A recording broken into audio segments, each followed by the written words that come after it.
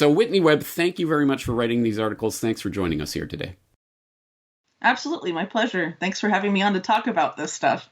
All right. Well, I could think of many things that are worth talking about at the moment, but this is one of the most important and one of the most underlooked. So let's take a look at, first of all, just before the Conference of the Parties kicked off in Glasgow earlier this month or late last month, the New York Stock Exchange came out to unveil a new asset class, natural asset companies, that they had developed with something called the Intrinsic Exchange Group.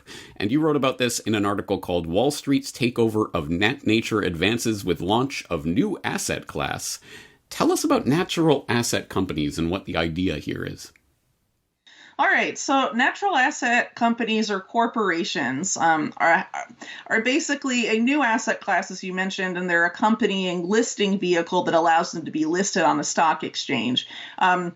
So the people behind this are the New York Stock Exchange with this group you mentioned, the Intrinsic Exchange Group, in which the New York Stock Exchange has a minority stake, so they're directly related. But the main people behind the Intrinsic Exchange Group are the Rockefeller Foundation, a venture capital firm called Aberdare Ventures, which is mainly focused on digital healthcare, and I'm blanking on the third one.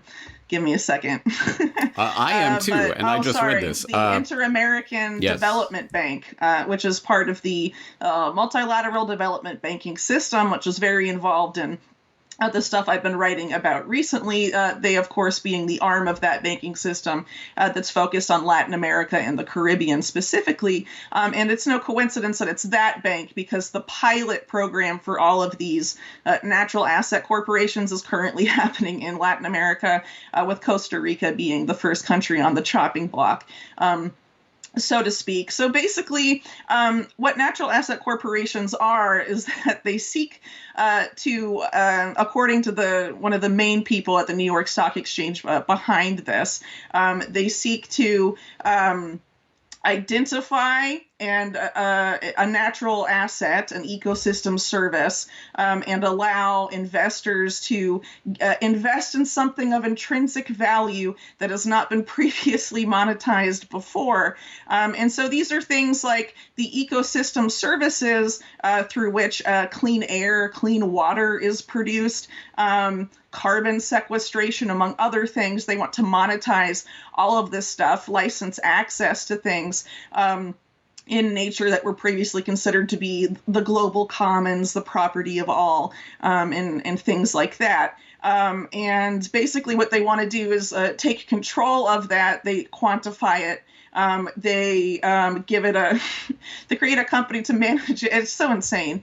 A board of directors, management team, and all of this stuff. And then they give it an IPO, an initial public offering, on a stock exchange. But it turns out the Natural Asset Corporation is just the issuer of this natural asset, and that anyone can buy it, including private investors, sovereign wealth funds, so you can have the sovereign wealth fund of a foreign country buy all the natural assets of another country thousands of miles away, or you could have an asset management firm like BlackRock that already owns so much, extend their ownership even further to things that have not been previously monetized before. That's essentially natural asset corporations in a nutshell. And they view the opportunity, as they call it, as the fact that what they refer to as nature's economy, assigning economic value to nature, allows them to tap into a much larger asset class than the existing economy. So by their estimates, existing assets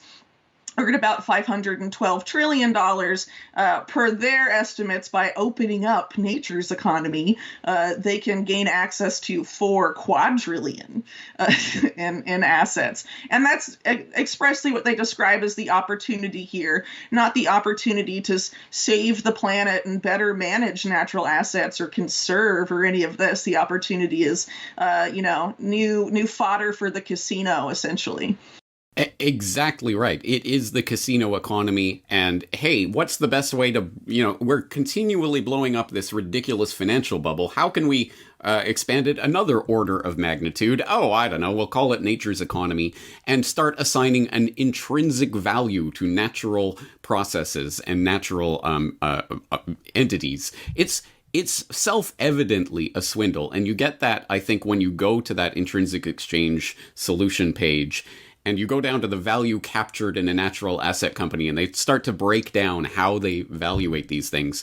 And they're talking about natural production, so obviously things that you can directly monetize, like if you're bottling water and selling it or something, that's, natural production value. But store of value, okay, so a natural equity is a store of value like any other security or monetized asset. The stock of water, timber, biodiversity, okay, I guess you can put some kind of dollar figure on that. Traditional production, risk reduction, that's where you start to get into some very big financial chicanery that can go on there.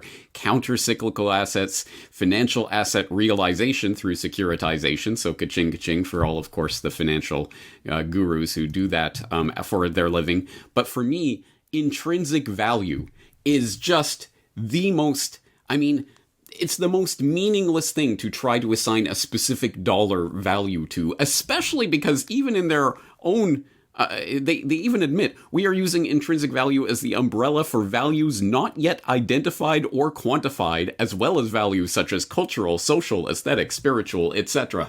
Okay, well, I think the spiritual value of whatever this piece of land is $18 trillion. Now let's securitize that. It's totally, it's just nonsense. But hey, it's nonsense that sounds green and sustainable. So it is a swindle for sure, what is happening right now.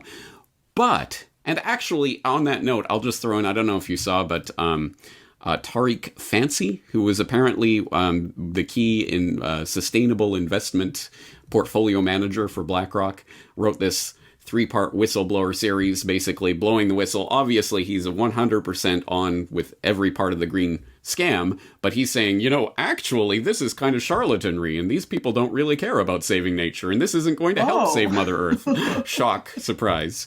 So I'll throw that in if people haven't read that yet. But beyond the scam part of this is the very real monopolizing of nature and natural resources itself that will be forwarded through this, through the multi-development banks, the multinational development banks, the World Bank, the IMF. Talk about that aspect of this scam. So part of what we see with natural asset corporations, what we see in some other things I've covered recently, is an effort to completely remake the multilateral development banking system as a way to force countries, specifically in the developing world, to open up and to reimagine, as Larry Fink called it recently, those institutions, to force companies to become investment friendly for certain people, but also to sort of continue their existing way of doing business, which in the past has been debt entrapment, to force these countries to adopt policies or accept investors they normally wouldn't accept, move away from using debt to just using basically climate change related or environmentally justified dictates in lieu of debt, so you don't necessarily have to entrap countries in debt anymore. You can just demand, because of the perceived urgency of the need to move to net zero or things like that, that these policies be adopted, or these investment projects from foreign investors obviously be accepted. So it's definitely moving from maintaining the existing predatory system in a sense, but moving it to a way that gives a lot more power to private sector entities and really the bankers, essentially, and how to loot and the extent to loot, and allowing them to target things that haven't previously been lootable to be looted. So in the past, a lot of these banks could basically force the privatization of state assets. It's what we've seen a lot in the past several years with austerity, right, and the IMF. And things like that, forcing countries to privatize state assets, largely to foreign investors. What you're going to see with this is instead natural assets being, put on the chopping block instead of state-owned existing monetized assets and things like that. It's going to be natural assets that these companies are going to, or that these banks are going to try and forced to open up and to be, basically sold off to foreign interests. And what's interesting is that the IMF actually has tried this for probably a couple decades now in Argentina specifically, one of the few countries. Argentina has a very long and storied history with the IMF. But they've been trying for years to do something in Argentina that's a debt for land swap, trying to get essentially a big chunk of southern Argentina, Patagonia, in exchange for debt. Which is part of a broader issue. Since I live not too far from there, there's a lot of very interesting things going on in Patagonia in terms of land grabs and things like that. But that's definitely part of what we will likely see is if this advances to the degree to which they want to take it. Absolutely, it will. And just on that note, since you bring it up, I'll throw in a link to my What is Sustainable Development podcast from a few years ago where I talked about that. I mean, you can't believe they even just flat out say it, but it is called a debt for nature swap. And this has been, they've been trying to shoehorn this in one way or another for decades at this point, but they're really starting to go for it. And this is another key way that they're going to achieve this, the NACs. And as you point out towards the end of the article, the people who will be most victimized by this are some of the financially poorest people in the world, living in indigenous communities in the developing world, who are going to suddenly find their areas are being privatized, essentially, by these natural asset companies with private investors and BlackRock and whoever else coming in, swooping in and monetizing their own natural resources, and all in the name of Mother Earth. You can't dispute this, or else you're a horrible right-wing Koch brother, big oil-funded shill, right? Yeah, well, they're going to frame it as that these institutional investors and these people that behind the NACs are better suited to protect these natural assets than the indigenous communities or local communities that inhabit these areas. And this is part of this UN-backed plan, for example, to 30% of the world has to become protected areas where no one can live.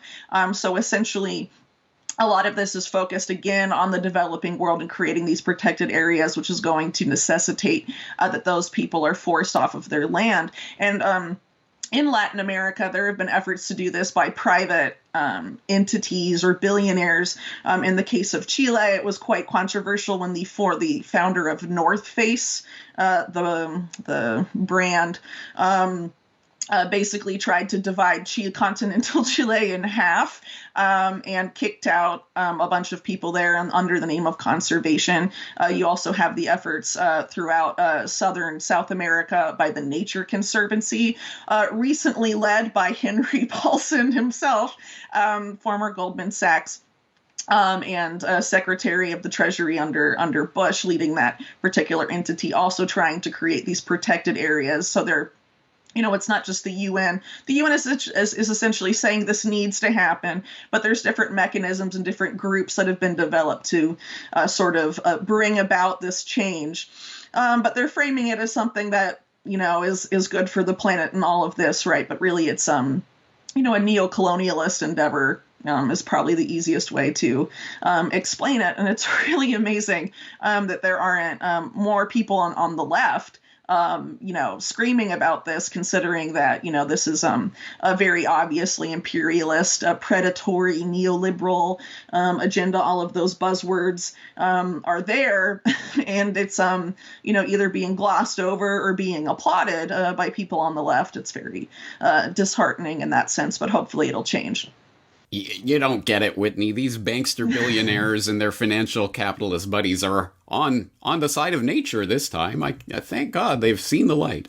All right, let's transition then to the other article along these lines that you've written in recent weeks. This one, UN-backed UN-backed banker alliance announces green plan to transform the global financial system, referring to GFANZ, Glasgow Financial Alliance for Net Zero, which was announced at that COP26 in Glasgow earlier this month. Tell us just in a nutshell, what is the Glasgow Financial Alliance for Net Zero? All right. The Glasgow Financial Alliance for Net Zero is essentially a grouping, a conglomeration of all of these big banks, asset managers, and asset owners, and they have come together with the shared goal of under the excuse, really, of net zero to create a new system of global financial governance. And a whole new financial system is essentially how they describe it. It's led by Mark Carney, who you mentioned earlier, being the former head of the Bank of England, Bank of Canada. Now I guess he's the UN Special Envoy for Climate Action and Finance, as well as a special advisor, I believe, to Boris Johnson of the UK for COP26, where GFANZ made a big splash as well, but it was actually created earlier this year in April and was launched but not just by Mark Carney, but by Janet Yellen, Secretary of the Treasury of the U.S., and John Kerry. So it appears to be mainly a U.S. and UK-backed enterprise.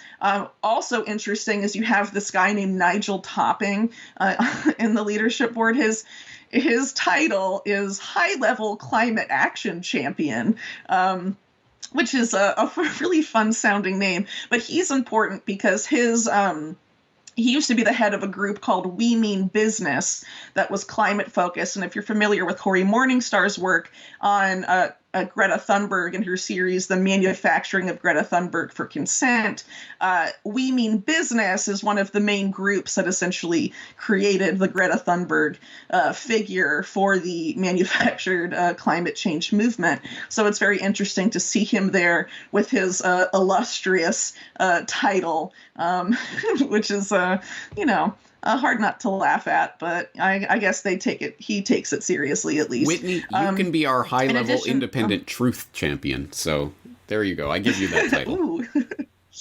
All right. Well, I appreciate that. Thanks. So in addition, that's the leadership with Mike Bloomberg now, who's been added there.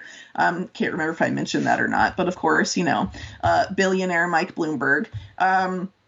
Below him, these people which are like the leadership essentially of GFANZ, you have the principals of GFANZ, which includes the heads of Bank of America, Banco Santander, which is like one of the biggest banks of Spain, HSBC, which has routinely been caught, being the money laundering bank for drug cartels and all of that stuff. Don't worry about that. They care about the environment this time.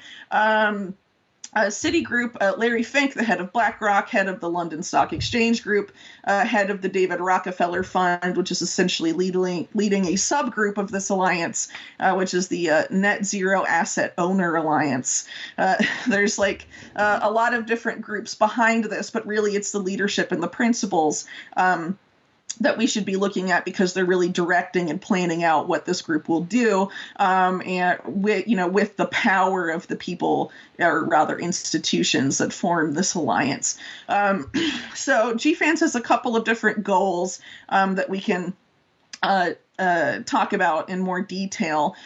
So essentially what they want to do per them is create high integrity, credible global carbon markets. They had to put all of those things in front of carbon markets. That's pretty telling in and of itself, I would think. As well as what they call creating country platforms. And then this recreation of the multilateral development banking system are essentially their goal, their main goals, near-term ambitions, as they call it. And basically their focus here is specifically on emerging and developing countries. What is a country platform exactly, and how does that relate to this? Okay, so I don't know if you've seen this video or not, but after I wrote this article, John Kerry, who was one of the people that launched this, was speaking at the Bloomberg New Economy Forum, which followed right after COP26, and he's talking about GFANZ. He's talking about how he's met with all of the big banks and all of the great philanthropists which he names as being the David Rockefeller Fund, and Jeff Bezos and Mike Bloomberg. And he says, we have all this money to invest, but how do we deploy that money? We have to deploy that money. He emphasizes that over and over again, that this isn't money to give away. This is money to invest, right? So how do we deploy that money? Well, that's through creating these country platforms, which they describe in typical, Davos style as being public-private collaboration, and things like that. But if you look at the example they give, which is Mike Bloomberg's Climate Leadership Finance Initiative, if you actually look at what that is, there's really no role for national governments at all. They're beyond central banks. Central bank is the extent to which government is involved in these country platforms. And essentially, it's a mechanism for stakeholder capitalism. Per their definition, it convenes and aligns stakeholders around a specific issue or geography, a specific area of the world, or a particular concern, I guess. Clean water, carbon sequestration, whatever, something like that. What you're having is creating platforms that make this money deployable, using the power of the multilateral development banks, which pop up in there, IMF, and the World Bank, central banks, and then private sector financial institutions, essentially forcing countries to open up to the investment projects and designs of people within, or the institutions operating within this GFANZ alliance. Essentially, it's a very creative way of marketing this, I guess, because country platform sounds like there's collaboration from the country being targeted, whereas that's quite their involvement is actually quite minimal. And you can kind of tell that from the way John Kerry talks about it, too. He says, we need countries, national governments to basically create the necessary conditions so these investments can take place. And in GFANZ, in their report, they emphasize this a lot, that governments need to be pressured to create high-level cross-cutting enabling environments, establish investment-friendly business environments, and pipelines of bankable investment opportunities. Sounds very environmentally focused, doesn't it? Oh, yeah. Yeah. High-level cross-cutting enabling. What is this gobbledygook? It is just the worst financial vague rhetoric thrown out there to cover up their real intentions. Well, essentially, it's creating an environment that enables these people to invest in and create projects and take ownership of whatever they want in the targeted country. I hope people can understand that what we're looking at is this gigantic machine that is being constructed, and every gear in the machine interlocks with every other gear so that it all functions beautifully from the perspective of the people who want to control this machine. So that, for example, you want to bet that these country platforms will decide that one of the best ways to invest this $130 trillion pool that they're apparently creating is going to be the natural asset companies. And how do you get accredited? How do you become a natural asset company? Well, of course, that's going to be controlled by the Intrinsic Exchange Group, which is the Rockefellers and the IADB and groups like that. Or another thing that I'll throw into the mix here is something that I was writing about a couple of weeks ago in my Welcome to the New Economy article, where I noted the Task Force on Climate-Related Financial Disclosures, which is a body created by the Financial Stability Board, which is a subset of the Bank for International Settlements, the central bank of central banks, that is working out the framework and metrics to measure portfolio and sectoral net zero alignment. So again, it's centralized body after centralized body of these banksters and their associates who get to decide this corporation is doing it right, and oh yes, okay, you've ticked the right boxes, and you don't. They are creating a system where they have the lever of control. You will get access to this $130 trillion we're creating out of nothing. You will not get access because you don't play by the rules. And they'll come up with whatever arbitrary metrics that they want, and then they'll measure and value things via their intrinsic value. Well, we think this rock has $1 trillion of intrinsic value. And we'll give our, here's our framework that we've created for how we've decided that. But they're laughing all the way to the bank at this. And I think the point is not to, no one is taking this seriously, are they? This is just, hey, here's the next fraud. Hey, remember all that collateralized debt obligation stuff that we were doing? Whatever. This is the next one. Everybody pile on board. And I think people are getting the signal here. But again, this relates back to the MDBs and the World Bank and the IMF and how they're going to be part of this system. As I say, every piece fits together and it's all just justified by the name green. Just insert the name environmentally friendly in it, and most people will be on board with this agenda. Yeah, which is really upsetting because these investments that GFANZ is going to push through, a lot of them at least, are going to be actually really environmentally destructive. Probably the best example I can think of is there's a company called Cobalt Metals that's backed by the great philanthropists Jeff Bezos and Bill Gates, and Mike Bloomberg, who's running GFANZ with Mark Carney himself, as well as Reid Hoffman of LinkedIn. I believe Mark Zuckerberg's on there as well. I mean, it's like all these billionaires are backing it. It's an AI mining firm that is trying to find all of the world's lithium, copper, nickel, and cobalt, because all of the known reserves of that per this company are going to be necessary in order to affect or bring about the net zero economy by transitioning to electric vehicles and getting off coal and all of this stuff. Those metals specifically are mostly concentrated in the very countries they're targeting through GFANZ, like Latin America and Africa. And they plan to basically force countries to open up those deposits so that, this outside investment can mine them, and it will be, for the net zero economy, it's fine. If you're familiar with how mines are run in the developing world, specifically copper mines, cobalt mines, nickel mines, all of those, they're extremely environmentally destructive. In the case of Africa, where there's a lot of cobalt mining in places like the Congo, child labor is used. I mean, it's a horrendous industry fraught with a lot of problems. This can just, this system they're trying to create here with GFANZ can just force any government they want really to open up out of the necessity of net zero. They have the weight of basically the world's existing financial system behind them and the UN. So they'll have to go toe-to-toe with that to oppose a lot of these investments, and also a reimagined multilateral development banking system that will be targeting them explicitly, along with country platforms, as GFANZ calls them, and all of that, if they, want to keep these particular investors from mining that particular asset or resource in their country.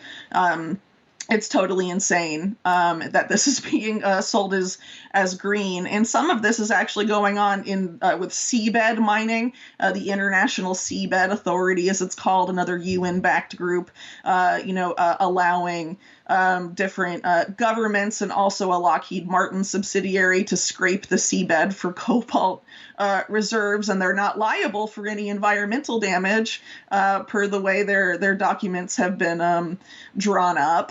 So, these really aren't green investments. They're just being sold that way to the public. But, enough people are buying it, which is unfortunate. But this is really not even just it's even beyond a swindle. It's taking ownership of the natural world, and it's destroying a lot of the natural resources that have left to be untouched, or protected areas, exploiting those even further. I mean, it's really beyond. It really is. And I want to underline that point because, as we've pointed out, this is a scam. This is a swindle. Even Tariq Fancy and all these people are coming out and saying, even the true believers are saying, this is a swindle. I've seen from the inside. I know all these players. They're all charlatans. This isn't about saving Mother Earth. Okay, it is a swindle.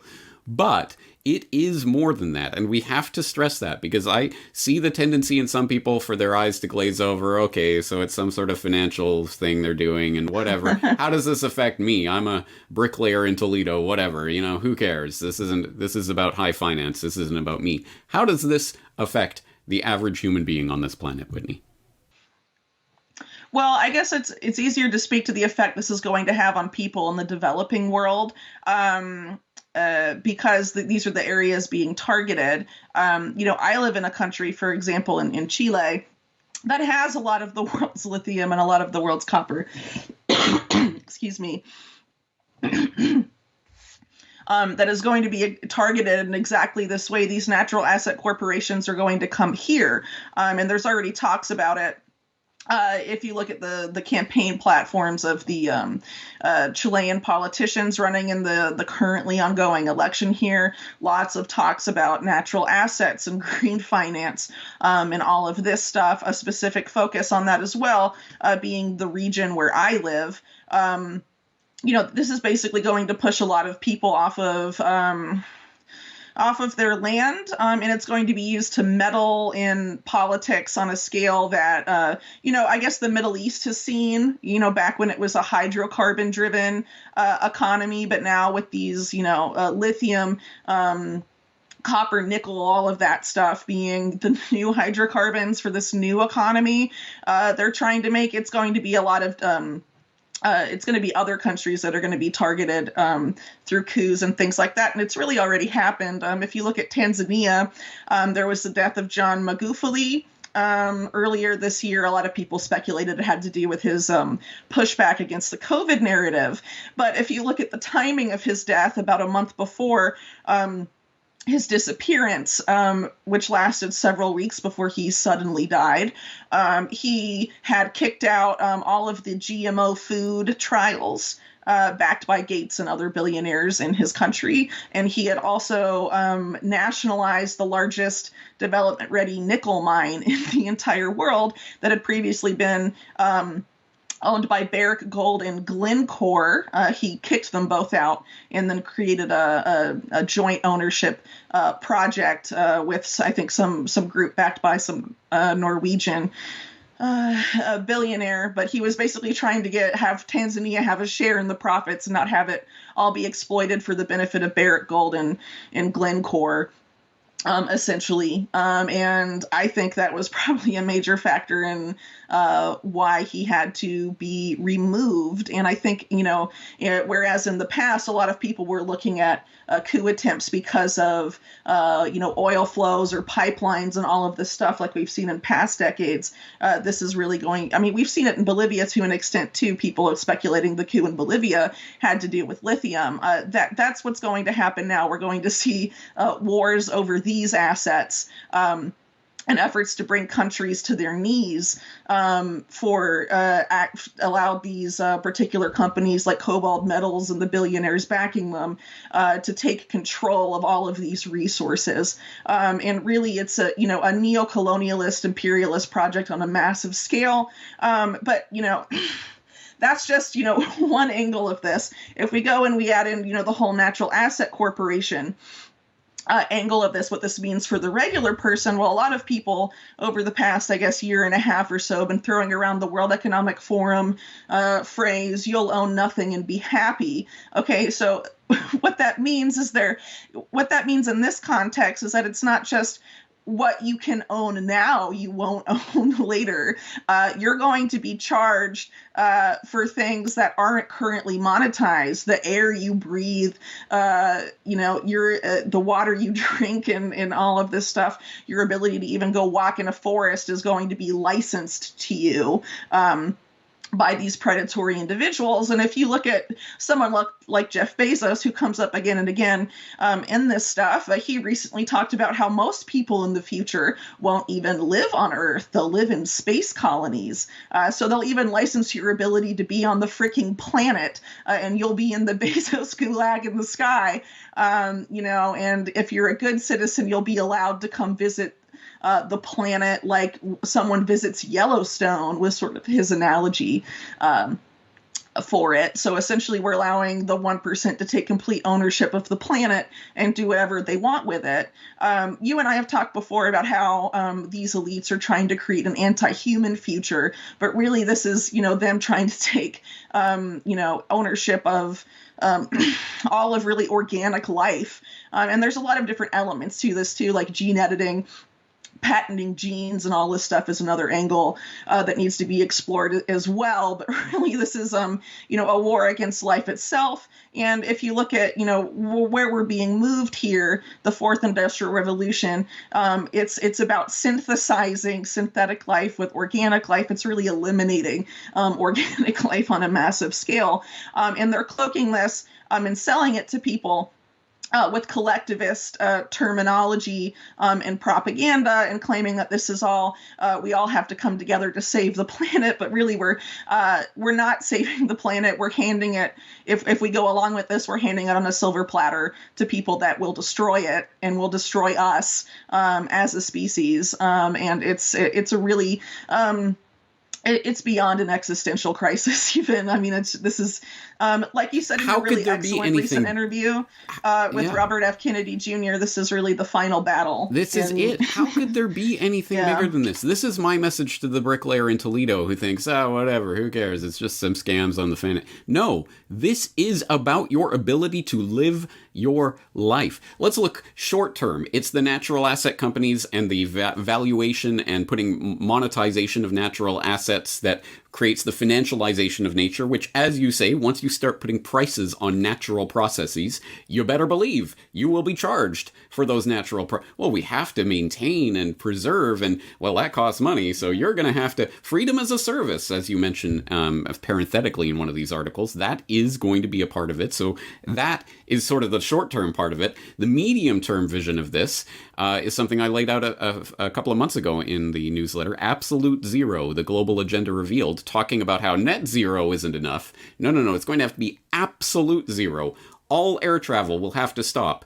All sea travel, cargo shipping and all of that will have to stop until we can replace it all with nuclear-powered cargo ships or something along those lines.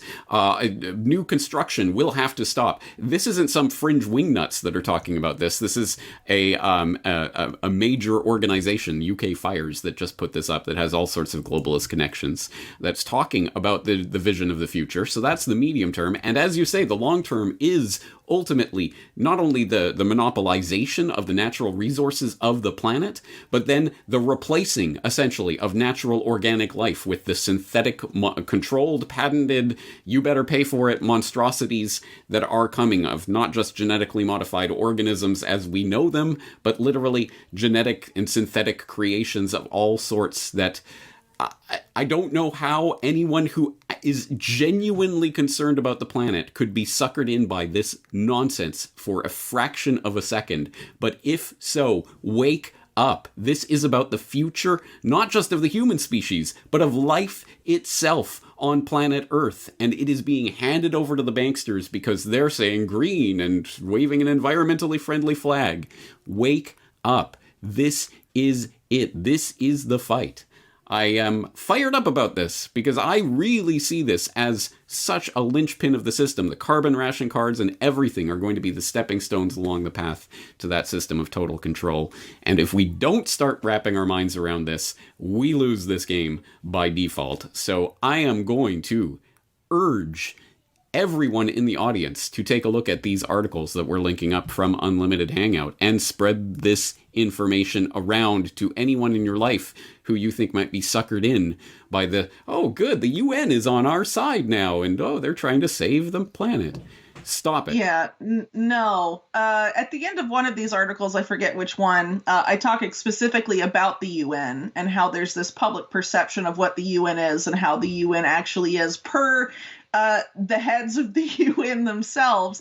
I quote from a speech given by Kofi Annan when he was head of the UN, and he made the speech, I guess, in 1998, saying that a quiet revolution had taken place at the UN, and now the businesses of the world are the business of the UN, and they don't work with just governments anymore because there's this public perception that it's national governments all coming together, and it's an international consensus, and most of these national governments are democracies, so it's really an international democratic consensus, and that's not what's happening at all. Basically, the people calling the shots at the UN are philanthropists, billionaires, and the private sector. And the only really real role of governments is to create these enabling environments, which is what we see with GFANZ, but this is really something the UN has been doing for a while, and it's really no surprise if you look at that and look at that history why they would back something like GFANZ, but maybe it surprises people who tend to maintain, I guess, still that prevailing public perception, but hopefully by looking at some of these reports, people can start to realize what the UN actually is and how it actually is operating here, and what its ambitions are, which are really the ambitions of the people that tell it what to do. Absolutely right. And if these articles don't go some way towards waking people up on those issues, I really don't know what will. So I am going to direct people there again. And we're also going to direct people to an important series that you're also writing, a 3-part series on Moderna, the first 2 parts of which have already been released. COVID-19, Moderna, a company in need of a miracle, and COVID-19, Moderna gets its miracle. Extremely important, doing deep dive research into the Moderna development of the COVID vaccine and how it came along at just the right time, wouldn't you know it? Is some extremely interesting information in there. The 3rd part of that article is forthcoming, so we'll leave the deep dive discussion on that for a future date, but I hope people will at least get up to speed on the first couple parts, because obviously the COVID entire crisis is part of the sense of crisis that we are being steeped in order to justify all of the things that we're talking about today. If you're not scared, they can't sell you the solution. So, well, also there's this effort, and I'm sure you've seen it, James, that they're trying to merge climate change with COVID, frame climate change as a health crisis. These claims that climate change is leading to an increase in heart problems, just at around the same time that there was increased talk of myocarditis and other issues related to the global COVID-19 vaccination campaign, but also this claim that there was a doctor that diagnosed someone formally with climate change in Canada. And in a recent show of hers, Catherine Austin Fitts brought up the great point. Well, if it's an official diagnosis, you can't officially diagnose someone with something unless, there's codes in the system or the insurer has codes for those things. So that implies that if it's an official diagnosis at the institution, this was actually dealt out at, if the story is really true, then that infrastructure is already in place to diagnose people with climate change related illnesses. And I forget exactly what the nature of the quote was, but a few weeks ago, I tweeted out something from one of the top officials at the World Health Organization talking about how climate change is a health crisis, and all the nurses he's talked to are just so concerned. They're not worried about COVID anymore. They're worried about climate change related illnesses. So, I think there's going to be an increased effort to sort of merge these narratives together to increase that sense of urgency and increase the fear. I have another story right along those lines. Pastor of Gospel Light Baptist Church in Amherst fined under Health Protection Act.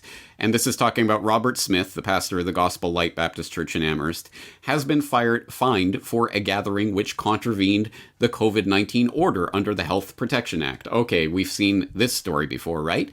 The summary offense ticket was issued today, November 17th, by the Inspection, Compliance, and Enforcement Division of the Department of Environment and Climate Change after an investigation. Doesn't it all fit together? Yeah, the Department of Health, Environment, Climate Change, whatever, it's all the same, and we're going to start issuing fines based on... It is all coming together, and this is why they are changing it from health as a field that, we're providing health services to you, to it is now health is mandated, it's health security. It is the biosecurity changeover that I've been talking about, and that is absolutely part and parcel of the climate change agenda. A lot of these agendas, the fourth industrial revolution, being one of them, and this transformation of the global financial system being another. All of this was planned years ago. And basically, COVID was one catalyst. Climate change is another excuse, and they're just going to use anything that sticks. If those don't stick, they'll just come up with something else as a way to sell it. But really, they're just looking for a way to sell these huge transformations, I guess, as the Rockefeller Foundation calls it, the Great Transformation. The World Economic Forum calls it the Great Reset. All of these ambitions and plans have been around for years and aren't necessarily linked to these things like COVID-19 or climate change, but they have done that as a marketing scheme, really as a way to get people to sign on and to back it. So I think that's an important distinction to point out, that a lot of these things, these plans precede any sort of public concern about these issues that are, being framed as planetary imperatives and things like that. Exactly right. Yeah. No, it's a gigantic marketing scheme that has been incredibly successful, perhaps the most successful marketing / propaganda campaign in the history of mankind. Remains to be seen, I suppose. Maybe we can actually get through to some people this time. That, no, I'm not a big oil-funded shill for being worried about the future of the planet, which is essentially the position we've been backed into here, is that if you don't go along with anything that claims to be green, then you're a horrible oil-funded shill. That's really insane in the context of GFANZ. You don't trust Mark Carney. You don't trust Mike Bloomberg. You're a shill for big oil. Okay. You don't trust the Rockefellers? You're a shill for big oil. What? Yeah, I know. Okay. Now, people that believe that at this point have just given their brains and bags over to the billionaires and are like, I don't want to think anymore. I just want to feel superior and feel like I'm doing something. But the people that are in that camp, this is why this makes me so angry, because the people that are going to suffer in the developing world, out of sight and out of mind, the people that buy into these agendas are going to be like, oh, cool, yeah, we're going to have more electric cars here, while you're totally exploiting and destroying the lives of people in Africa and Latin America. So you can feel better, feel like your existence is more green when it's actually not. It's I run out of words for it because, I live in a country that is heavily mined, and the entire north of Chile is an environmental disaster because of the mining industry. I used to live and work in Peru, in one of the most intensely mined areas there. Locals would try and rise up and do something. The military would come in, put bags on the heads of people, and push them off cliffs. I mean, that's the kind of stuff that the mining industry does down here. And you're going to, remake the system to make it even more predatory, just so you can have more electric cars and feel better because all of your neighbors have Teslas now. People like that, I can't really hide my disgust anymore, because you're not making the world greener. You're making yourself feel better. And you're, like I said earlier, you're giving the natural world and the livelihoods of lots of disenfranchised people, and people soon to be disenfranchised, over to predatory bankers that are responsible for the actual environmental crises that the world is facing. This is it. Yeah. Some people are handing their brains in bags over to the billionaires. I feel like I've dashed my brains against a brick wall for a decade trying to get anyone to pay attention to this issue. But thankfully, as I say, you're digging your teeth into this. You've uncovered some incredibly important information here, and we can only skim the surface of this in a conversation. So I hope people go read, follow the links, and actually wrap their minds around what is going on. Whitney Webb, I think we'll leave it there for today, but thank you for doing this, and thank you for helping to spread the word. Absolutely. Thank you, James.